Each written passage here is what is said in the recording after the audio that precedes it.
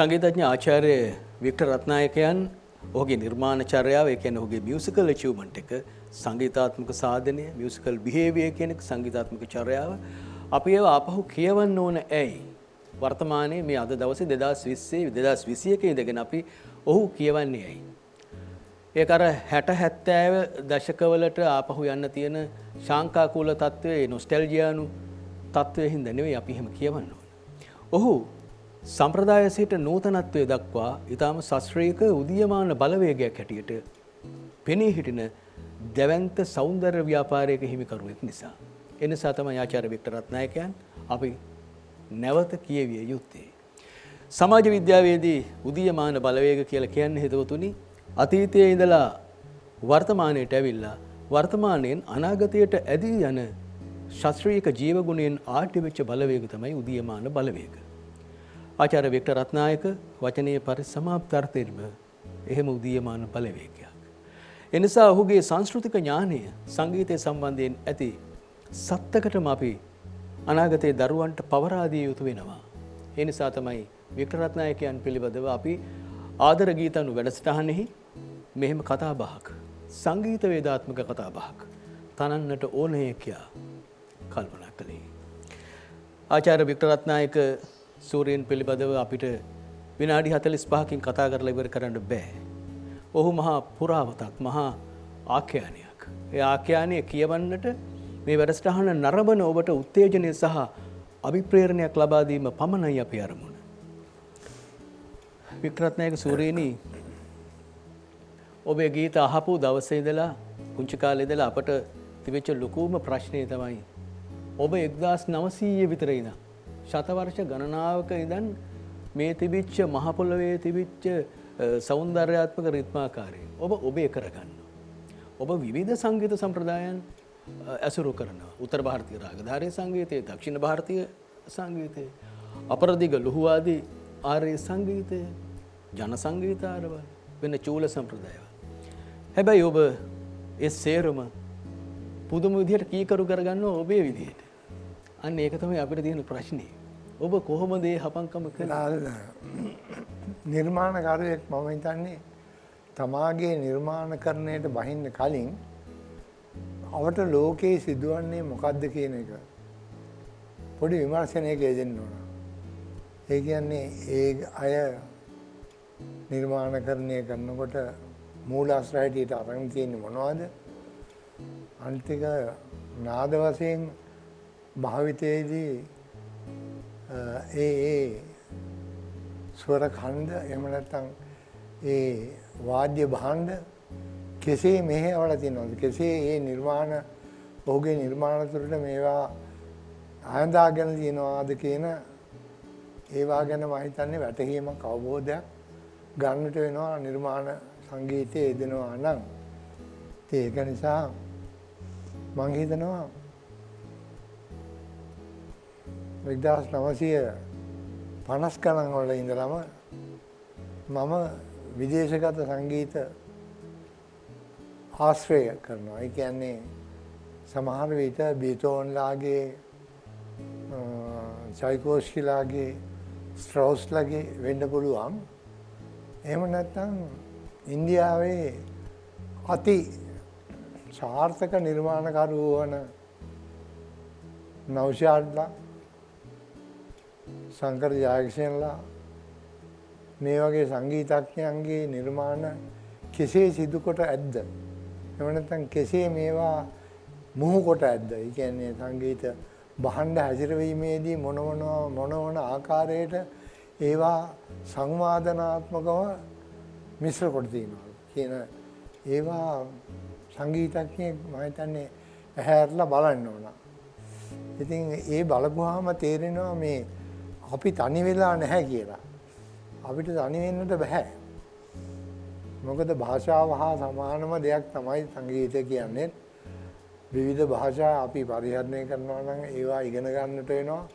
ඒ වාගේ ආකාරාදී අපි දැනගන්නට වෙනවා. ඒක නිසා සංගීතයේදීත් අපි ඒ ස්වරාකාරවලදී සප්තස්වරය පිළිබඳව මූලික දැනුමක් විතරක් නෙවෙයි ඒවා සම්මිශ්‍රණය වීමෙන් මොන සංවාදන ඇති වෙනවද? ඒ සංවාදන වල තියෙන භාවමය ස්වરૂපය මොකද්ද කියන දේ ගැන මම හිතන්නේ සංගීතඥයෙක් නිර්මාණකාරයෙක් වුණාම මේවා විමසිල්ලට වාදනය කරන්න ඕන. ඒක නිසා මම හිතනවා ඔබ කීව දේට මට එකඟ වෙන්නට ඕන. මම ඉතා කුඩා කාලේ ඉඳලම අපේ ළඟම ඥාතිත්වයක් තියෙන රට තමයි ಭಾರತය. ಭಾರතයේ දක්ෂිණ ಭಾರತයත් උත්තර ಭಾರತයත් මේ අංශ දෙකේම සංගීතඥයන් මොනවද කරන්නේ? ඒ වාගේ රසභාව උපද්දවන්නේ කෙසේද කියන දේ ගැන මම හිතන්නේ මා ඇත්ත වශයෙන්ම විමසිලිමත් වුණා. ඒ විමසිල්ල උඩ තමයි මගේ තනුවල අර ඔබ කියන විවිධත්වය එහෙම නැත්නම් විවිධ රස උපද්දන්නට සුළු වූ නාද රටා බිහි වෙලා තියෙන්නේ. මම හිතනවා කවුරු වුණත් ඒ කළ යුතුයි කියලා. ඒ සංගීතය පිළිබඳ හදාරනවා නම් වෙන රටවල භාෂාව විතරක් නෙවෙයි, ඒ භාෂාව හා බැඳුණු ගායන, වාදන, ඒ රංගන මේවා පිළිබඳව මම හිතන්නේ නිර්මාණ සංගීතඥයෙක් නම් තමාගේ විමසිල්ල යොමු කරන්න ඕන. ඒ නිසා තමයි ඔබට කියන්නේ සත්සර අවනත කරගත් වික්ටර් රත්නායක කියලා කියන්නේ සත්සර තමා වෙත නතු කොටගත් වික්ටර් රත්නායක කියලා තමයි පුංචි කාලේ ඔබව වෙසසා දක්වනවා අපි ඇහුවේ මේ මහා sannivedakayen විසින්. ඔබට ඔබේ නිර්මාණ ජීවිතයට ඍජුවම බලපාපු එහෙම නැත්නම් ආభాසය ලැබූ ප්‍රධාන වශයෙන් ගන්න පුළුවන් චරිත මොනවාද? ඔබේ සංගීත ශාස්ත්‍රීය සංගීත අධ්‍යාපනයට සහ මේ ඇප්ලයිඩ් මියුසික් පැත්තට ව්‍යවහාරික සංගීතයට කවුද එහෙම බලපාපු ප්‍රධාන වශයෙන්ම බලපාපු චරිත? මම හිතන්නේ මට නාමික වශයෙන් නම් කියන්න පුළුවන් ಭಾರತೀಯ අතිදක්ෂ සංගීත අධ්‍යක්ෂකවරු කියන නෞෂාද් අලි කියන සංගීතඥයා මා බෙහෙවින් ඇසුරු කරලා තියෙනවා. ඒ කියන්නේ එතුමාව ඇසුරු කළා නෙවෙයි, එතුමාගේ නිර්මාණ හා එකතු වෙලා මම විශාල රසවින්දනයකට භාජනය වෙච්ච සංගීතඥයෙක්. ඉතින් ඒ අනුව මම හිතනවා මගේ නිර්මාණවලත් ඇතැම් තැන්වල ඒ ලක්ෂණ දකින්න ලැබෙනවා. ඒ වගේම තමයි මා මුලින්ම මතක් කරේ දැන් මේ බීතෝන්ලා, ස්ට්‍රaussලා වගේ අය ඒ සංගීතඥයන්ගේ තියෙන නිර්මාණ කෙසේද කියලා විමර්ශනයට භාජනය කිරීමත් මම කරලා තියෙනවා. අදටත් ඒවා බොහෝම මන්ද වශයෙන් හෝ අදටත් ඒවා අහලා එහෙම නැත්නම් ඒ ශ්‍රවණයෙන් තව තව දේවල් උකහා ගන්නට ඒ නිර්මාණ තුලින් තව තව අපි කෙසේ ඒවා ආభాෂ කොටගෙන මූලාශ්‍ර කරගෙන කොහොම සංගීතයක් නිෂ්පාදනයේ නිර්මාණය කරන්න ඕනෑද කියන ඒ හිතවිල්ල අදටත් මගේ තියෙනවා. ඉතින් ඒක නිසා මම හිතනවා අපිට අපේ ගැමි සංගීතයේ එහෙම නැත්නම් කවිය වන්නම මේ වගේ දේවල් වලින් විතරක් අපිට යැපෙන්නට හෝ අපිට වින්දනාත්මක ලෝකයක් මවන්නට හෝ අමාරු වෙලාල්. ඒක නිසා අපි නිතරම පිටට ඇස්වලලා පිට රට වල තියෙන ඒ නිර්මාණාත්මක දේවල් වින්දනය කරලා ඒ තුලින් අපි කොහොමද අපේ දෙයකට ඒ වාගේ ආభాෂය ගන්නෙ? ඒ වාගේ ඒ නාදරට කොහොමද උපයෝගී කරගෙන අපේ ශ්‍රී ලාංකික බව මේකෙන් මතු කරගන්නේ කොහොමද කියලා. මම හිතනවා එහෙම කරනවා නම් බොහෝ සංගීතඥයෝ ලංකාවේ මීට වඩා බිහි වෙනවා කියලා. මේ බොහෝ දෙනෙක් ඇත්තෙම දැන් මම ගායකයෙක් හැටියට තමයි ප්‍රසිද්ධ. නමුත් තිස්සා අබේසේකර කියන ආචාර්ය තිස්සා අබේසේකර කියන ඒ වියතා දවසක් කියනවා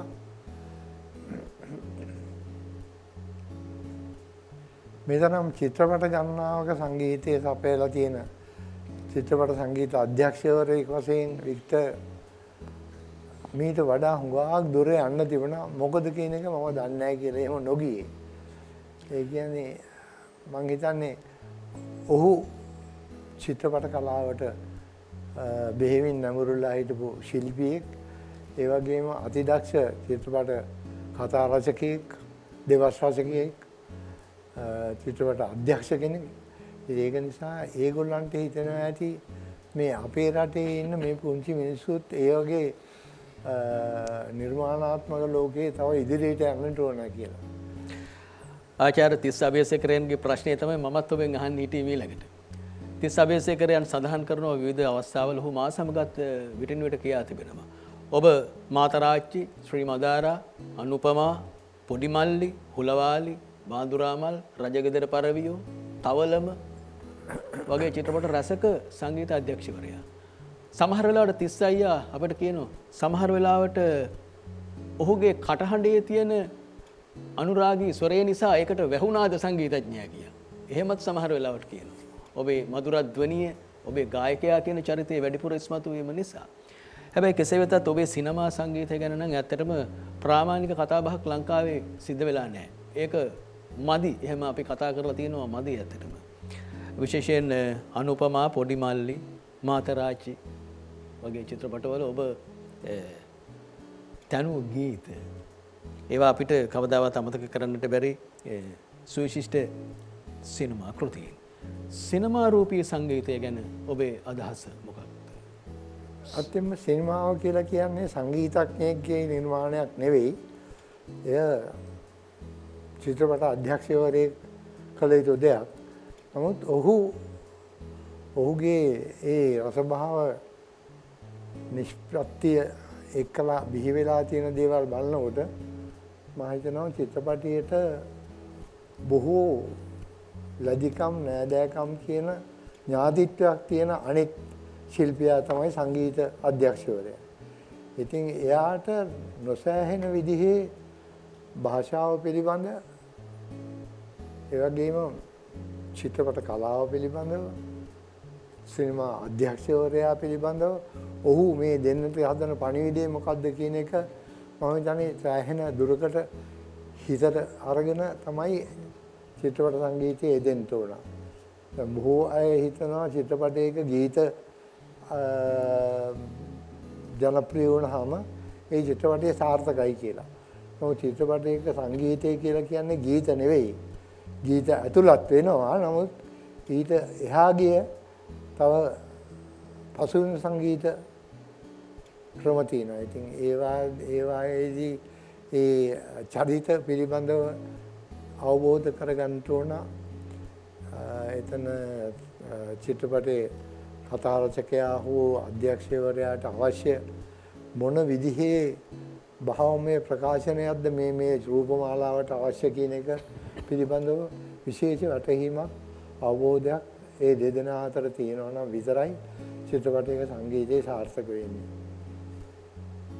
1973 දී මහගම සේකරයන් ඔබ පිළිබඳව ලියූ සටහනක් මා කියව සේකරයන් කියනවා වික්ටර් රත්නායක කියන කලාකරුවා කවර නිර්මාණයක් කළත් මොකක්ද අපේ සංස්කෘතික ගති ආරේ ජන සංවේදනාත්මක ස්වරයක් අවසානයේ ඔහුගෙන් ඇහෙන්න පටන් ගන්නවා කියා.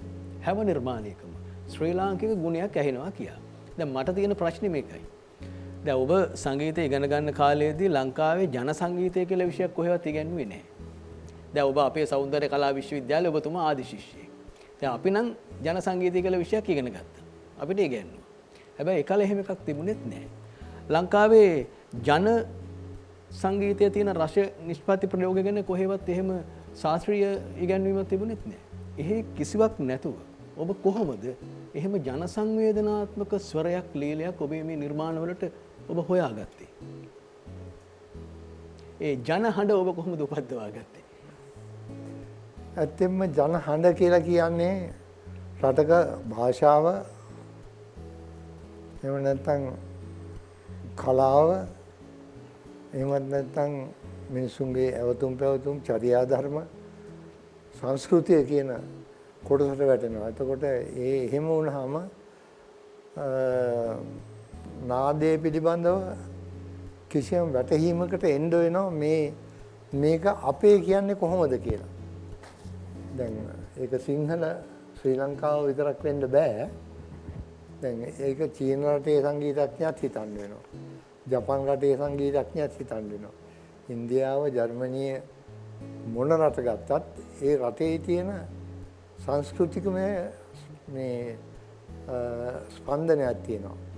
ඒක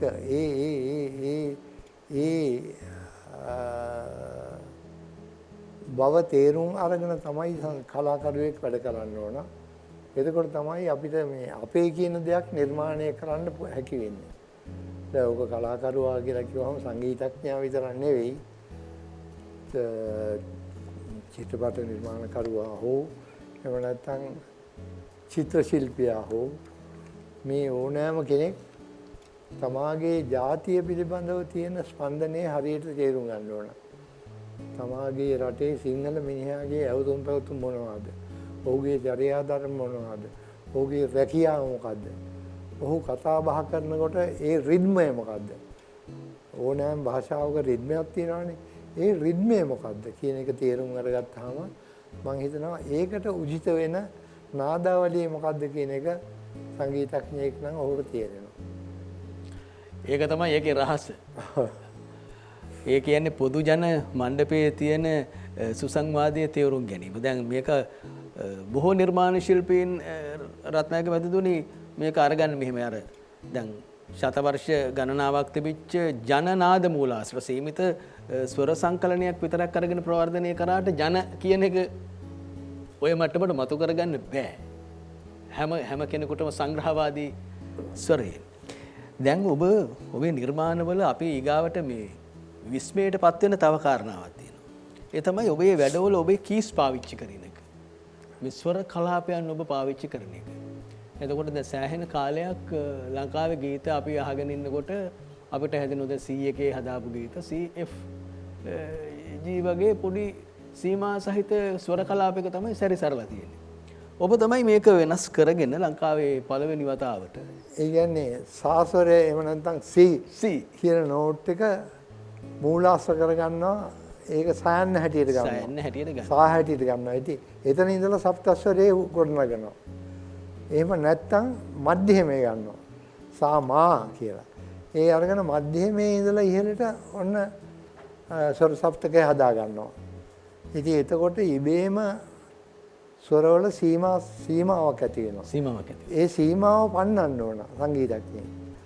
දැන් මට මතකයි කුමරියක පාසලම සැලුණා කියන ගීතය අමරදේවතුමාට ගායනයේට ඉස්සෙල්ලා මම හාමෝනියම් එකත් අරගෙන ගිහිල්ලා සර් මේ ගීතේ මෙහෙමයි එන්නේ කියලා තනුව ගායනය කරලා පෙන්නුවා. දැන් එතකොට ඔහුගේ සාව වෙන්නේ කොතනද කියලා. එතුමා අහනවා එතුමාව අව탁සේරු කරන්න කියන කතාවක් නෙවෙයි මේක. නමුත් එතුමා ඒ පැත්ත දන්නේ නැහැ. ඒක මම හිතන්නේ අධ්‍යයනය කරලා නැහැ. ඉතින් අපිත් මහා ලොකුට බටහිර සංගීතයේ පිළිබඳව ලොකු දැනුමක් තියන අය නෙවෙයි. කෙසේ හෝ මම කිව්වොත් මේක මේ A flat major කියන ස්කේල් එකේ තමයි යන්නේ. එතකොට මේ දැන් C එකේ ඉඳලා ගත්තොත් නැත්නම් සා හැටියට ගත්තොත් C කොන්සර්ට් C එක එතකොට මේක මේකට සහ වෙන්නේ C නෙවෙයි. මේකේ සාස්වරය වෙන්නේ පල්ලෙහා කොමල දහම. මේ එතකොට තමයි A flat වෙන්නේ. එතකොට A flat කියන නෝට් එකේ තමයි මේකේ සාස්වරය පිහිටවන්නේ. එතන ඉඳලා තමයි මේ තනුව හැදෙන්නේ. ඉතින් එතුමාට හරිම සන්තෝෂයි. මොකද එතුමාගේ ගීත 90ක් ගත්තාම එතුමා ගායලා තියෙන්නේ C ස්වරය මූලාශ්‍ර කරගත්ත නැත්නම් සා හැටියට ගත්ත ගීත තනු. එහෙම නැත්නම් මධ්‍යමයේ සා හැටියට අරගත්ත මේ තනු තමයි එතුමාගේ අතින් හැදිලා තියෙන්නේ. ඒකට කාටවත් වැරදි කියන්න බෑ. ඒක එතුමාගේ ක්‍රමය. එහෙම නැත්නම් එතුමාට පිළිටන්න පුළුවන් හොඳම තැන තමයි එක්ක මධ්‍යමයේ. එහෙම නැත්නම් සජ්ජේ. ඔය වගේ. ඉතින් මම ඇතැම් විට හදලා තියෙනවා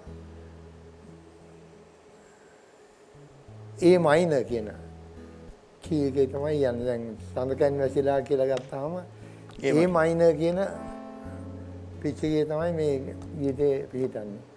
ඉතින් ඒ වගේ දැන් හිතනොත් D මයිනර් ගන්නවා. එහෙම නැත්නම් E මයිනර් ගන්නවා. ඒ වගේ මයිනර් කෝඩ්ස් වල යන්න ඕන නම් ඒ විදිහට තෝර ගන්නවා. ඉතින් සමහර විට ඇතම් අයට මේක හිතා ගන්න බෑ මේක කියන්නේ කොතන ඉඳලාද කියලා. ඉතින් නමුත් ඕන තැනක ඉඳලා අපිට ගන්න පුළුවන්. ගන්න පුළුවන්. ඒක නිවැරදිව යොදා ගන්න ඕන.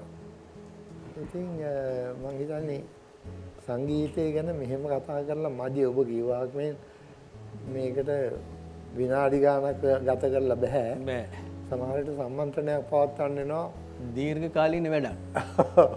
නෑ ඇත්තටම රත්නායක මැතිතුමනි අපි මේ වැඩසටහන මේ පටන් ගන්නම කල්පනා කළේ දැන් බලන්න දැන් ඔබතුමා ගැන වුණත් දැන් අවුරුදු දැන් 40ක් 45ක් විතර අපි දන්න කාලේ වුණත් ඔබතුමා පිළිබඳ ඉතා විශාල වශයෙන් පුවත්පත්වල පළ වෙලා තියෙනවා.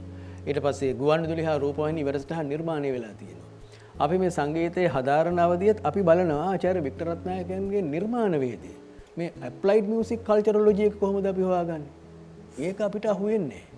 ඉතින් පස්සේ තමයි අපිට තේරුනේ මේකට උත්තරේ තියෙන්නේ මේ මියුසිකොලොජි කියන එක ඇතුලේ. සංගීත වේදේ ඇතුලේ තමයි තියෙන්නේ. ඉතින් අපිට අවශ්‍යයි ලංකාවට සංගීත විචාරයක් හදන්න. මේ ටෝනල් ලැන්ග්වේජ් එකක්. ඒ කියන්නේ තානමය භාෂාවක් හදලා දෙන්න. ආචාර්ය වික්ටර් රත්නායකයන් දැන් සෞන්දර්ය කලා විශ්වවිද්‍යාලයේ එහෙම නැත්නම් වෙන මණ්ඩපවල විශ්වවිද්‍යාලවල ඔබේ තියෙන ටෙක්නිකල් ඩිසිප්ලින් එක. ඔබේ තියෙන තාක්ෂණික විනය මේ වැඩේ කරගෙන යනකොට ඔකෙස්ට්‍රේෂන් වල තියෙන ටෙක්නිකල් ඩිසිප්ලින් එක ඔබ කෝඩ්ස් පාවිච්චි කරන විදිය, හාමනි පාවිච්චි කරන විදිය, මෙලඩි එක සරසන විදිය. ඉතා විශාල ප්‍රමාණයක් හොයනවා කට්ටිය. හැබැයි හොයාගන්න බෑ මෙහෙම මණ්ඩපයක් අපිට නැති නිසා. ඔබ කොහෙන්ද රත්නායක මැතිතුමනි මේ කීස් පාඩම මේ වැඩේ යල්ලගත්තේ කොහෙන්ද? කාගෙන්ද මේ එක එක කීස් වල සින්දු හදන මේ එක එක ස්වර කලාපවල එක එක තැන්වල හැසිරෙන ඒ ගුණය ඔබට කොහෙන්ද ඔබ හැදෑරුවේ? ඇත්තටම මේක තනියම හිතලම හදා ගන්න ඕන දෙයක්. මොකද දැන් 1 2 3 4 කියලා ගත්තාම දෙකේ ඉලක්කමේ එක පිහිටෙව්වොත් තුනේ ඉලක්කම ඉවෙම දෙක වෙනවා. ඉතින් ඒ වගේ අපිට ස්වර දිහා බලන්න වෙන්නේ ඒ විදිහටමයි. දැන් සී ස්වරේ සා හැටියට ගත්තාම අපිට උච්ච සප්තකේ පටන් ගන්නවා උඩ සී කියන්නේ. එතකොට ඒ කියන්නේ සප්තස්වරේ 8 වෙනි ස්වරයට අපි යන්නේ මේ ආපහු සී කියන හඬට.